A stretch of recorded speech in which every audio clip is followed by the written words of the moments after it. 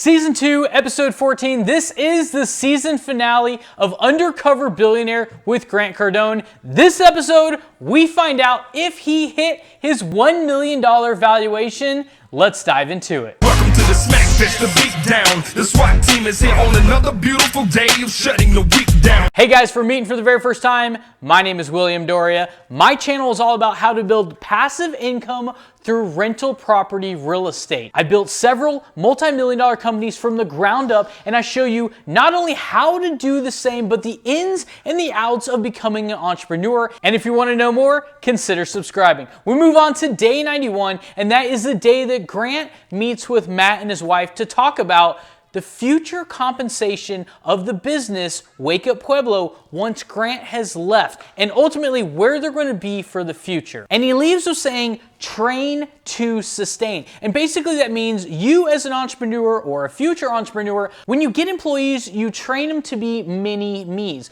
Basically, I want to make a replica of myself, not just once, twice, 5 times, 10 times, but maybe 50 times, because hey guys, there's only so many hours of the day. So train to sustain. Therefore, you don't have to be there and do it all by yourself. Day 92, Grant meets at the RV dealership. Now, this is the RV dealership that Ryan owns. This was the very first place that Grant stopped. He's the owner of the RV dealership. He gave Grant a place to sleep for the very first night. However, Ryan's not very happy that he was kind of misled, because Grant Cardone is not really Lewis Curtis per se, and he really wants to know, hey, are you a scammer? What's going on? I'm not really sure about this guy. And he really wants to get to know Grant Cardone as an actual person, as Grant this time, and he really wants to kind of put the other stuff behind him. Grant offers him money for what he's done, and he doesn't take it because he's just that kind of guy. Okay, so day 93, Grant shows up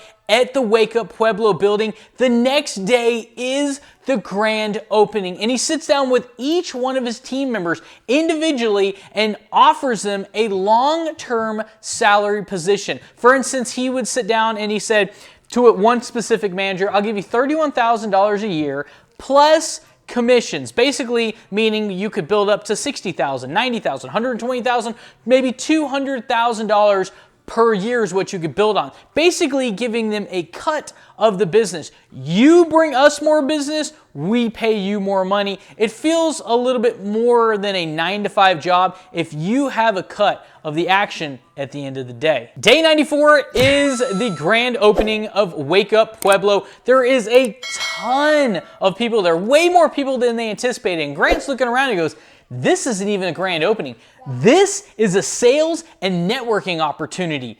And he tells his sales manager, Jess, that we need to close a contract before the end of the day. So Jess actually goes out and she's talking to a couple and she says, where is your checkbook?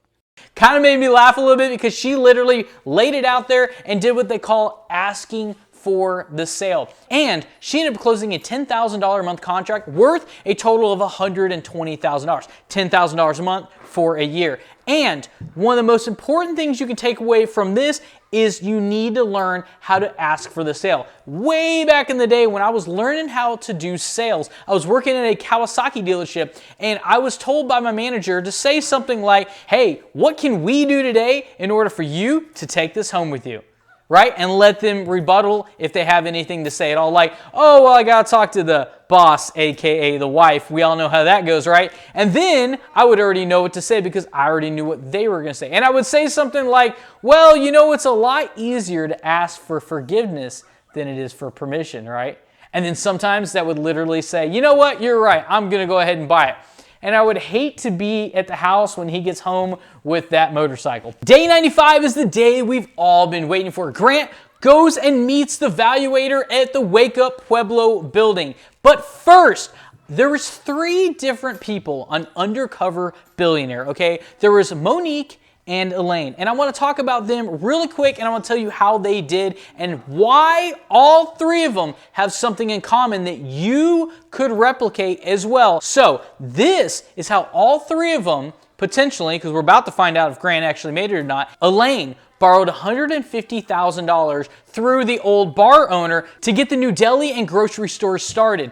And Monique borrowed about $25,000 to get her business Rooted selling the juice shots started as well. And then Grant also used Matt to buy the building and to help fund Wake Up Pueblo to begin with. So all three of these undercover billionaire stars built their companies using debt.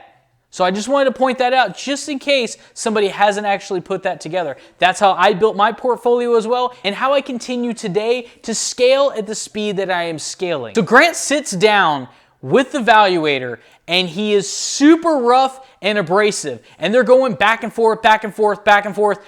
And I'm not talking about in the good way. The valuator was saying stuff such as, this business model has not been proven. Your managers has not been proven. And he thinks Grant's valuation of the business is overly optimistic, right? And Grant, you can imagine he was livid. He literally said, if the valuator comes in with a valuation of under $1 million, he is going to punch the valuator in the face.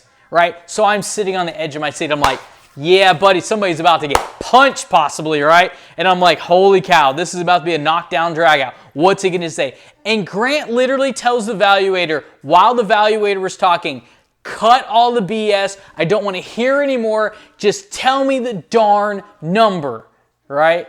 And I'm like, man, this couldn't get any rougher, man. Out of all three of the undercover billionaires, this was the roughest valuation by far, at least initially verbally, okay? And he comes back and says, Lewis Curtis, your valuation of your company is valued at a total of $5.5 million. And Grant couldn't be happier, and it all came down to scaling, and showing that valuator what's possible. Hey guys, and if you've watched all of my episodes, or even a couple of them, thank you so much for the support, guys. At the time, I've got like 400 subscribers. I am grateful for all of them. If you want to see me on YouTube more often, consider liking and subscribing. I make several videos per week on how to become an entrepreneur and build passive income through real estate investing. Guys, let me know in the comments below. I want to see you around some more. And guys, until we meet on YouTube next week, I'll see you on the next one.